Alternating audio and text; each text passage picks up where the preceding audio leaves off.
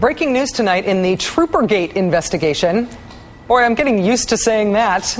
This scandal has taken more turns than a square dance at this point. Anyway, tonight's breaking news on the investigation into Troopergate: Sarah Palin's alleged abuse of power as governor of Alaska, her alleged improper firing of the state's public safety commissioner for refusing to settle a personal Palin family score by firing a state trooper. As you know, here's tonight's breaking news. An Alaska lawmaker heading up the probe says it will still be completed before the election. Probably by October 10th, despite attempts by allies of Palin and the McCain campaign to derail the investigation. I all but declared Troopergate over on last night's show. Turns out I was wrong. Republicans have charged that the inquiry has been corrupted by politics and by supporters of Barack Obama, even though it was launched after a 14-0 bipartisan vote in the Alaska State House. Palin initially vowed full enthusiastic cooperation with the investigation. Now neither she nor her husband nor state employees are agreeing to straightforwardly answer questions in the probe. And Republican lawmakers are suing to try to kill the investigation altogether. Joining us now is Democrat Bill Wielechowski, an Alaska senator and a member of the Senate Judiciary Committee overseeing the Palin investigation. Senator, thank you very much for joining us. Hi, Rachel. Glad to be there. Yesterday, we heard Todd Palin was not going to show up and give a deposition in Troopergate. We heard that the investigation could be delayed until after the election. 24 hours later, all change. It now at least sort of looks like the investigation is back on track. That's what it seems like from here. What's your assessment? I think you're accurate. The investigator has told us that he feels he can complete the investigation by October 10th. When the Legislative Council, 14 members, agreed to go forward with this unanimously, they set a deadline of October 31, and he intends to adhere to that deadline. The independent investigator who was picked to head up this investigation, he is one of the people who the McCain and Palin forces, for lack of a better term, have been impugning in terms of his independence, in terms of his reputation, in terms of his status as a nonpartisan arbiter here. What's your reaction to that? That's really unfortunate. What we've seen the last couple of weeks is a pretty much nonstop smear campaign by the McCain campaign to attempt to discredit a man who has given 25 years of his life to prosecuting criminals here in Alaska. He's got a sterling reputation. He was unanimously voted by the legislature several years ago to be the first head of the Office of Victims' Right here in Alaska.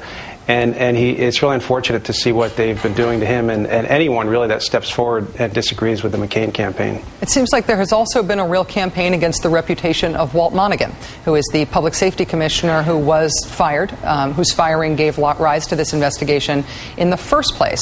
Obviously, he's a different guy than the investigator Branch Flower, but has there also been a pushback or reaction in the state to the impugning of Chief Monaghan? There has. I think Alaskans are very, very upset. Walt Monaghan, again, another individual with just a stellar reputation, 35 years of protecting Alaskans. He was the chief of the Anchorage Police Department. He was the head of the state trooper, one of the most respected individuals, quite frankly, in the entire state. And there's been a real pushback just from ordinary Alaskans to see, who are seeing that he's really being smeared, unfortunately, and dragged through the mud by the McCain campaign. Can you describe how the climate around the investigation feels now as compared to when it started? And of course, when it started, Sarah Palin had not yet been tapped as John McCain's VP. Right. This investigation, quite frankly, was pushed by Republicans. It was a number of key Republicans who wanted this investigation to go forward. It ultimately did go forward on a unanimous vote in front of the Legislative Council.